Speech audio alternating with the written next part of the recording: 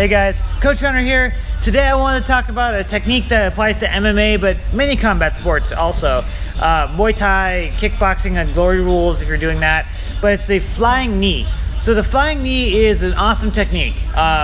It's really exciting. It looks really cool, especially if you land it.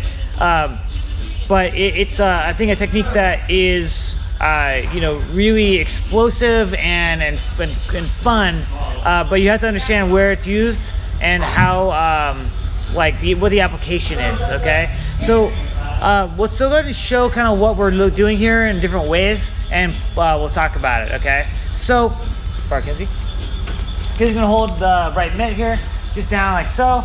Okay, when you're holding for this, there's a lot of ways of doing it. I'll show the way I kind of prefer most of the time, and then we'll go from there. Okay, so she's gonna kind of make a strong arm, just kind of push down into it a little bit as if this flying knee. Okay, so a normal knee, I'm going to say planted, I'm throwing here, right? She's going to pad onto it, right? Boom, right there, okay? Doing this unattached knee, of course I can attach, grip and pull into it, things like that, okay? For the flying knee, I'm leaving the ground, I'm leaping into it, okay? So I'm adding the power of my explosive leap here to the technique, okay? So a little less than that. Like so. I do it from the lead side as well. Okay, both work. Okay, famously, George Masvidal, he hit this flying knee knockout on Ben Askren. Actually, years ago today, I believe. 5-second knockout is beautiful. So go ahead and change levels like you're gonna shoot. Right? Can you see me from over here? Yeah. So the fight starts. And George comes running out. Blast his flying knee right as you change levels. So change levels, right? Ben Askren immediately, his technique is usually to like shoot immediately upon the start of the fight, right? And try to get right to the grappling. So it was a beautiful game plan. I mean, like he literally sprinted across the cage to land that. Really fun to watch if you're a Masvidal fan, especially. But it was pretty dramatic. Most of the time, of course, that doesn't happen that fast. My first MMA fight, for a professional MMA fight, lost to a flying knee, and not the same way, but it landed in the same spot. Okay, so it's a technique that I thought about a lot. Okay, how do we land it? Well, mainly it's a surprise thing. Okay, because of course you're leaping, so it's sort of like a bigger movement than a lot of techniques. So we have to set it up. So one thing we can think about is just kind of blinding somebody or getting them to double over.